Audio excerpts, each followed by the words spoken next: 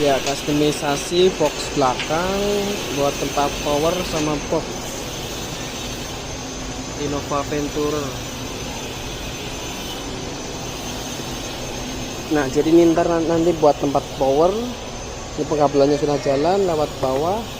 Nanti kita pakai subwoofer yang dari Gramon. Ini kurang lebih 10 inch ya. Nanti kita pasangin subwoofer 10 inch.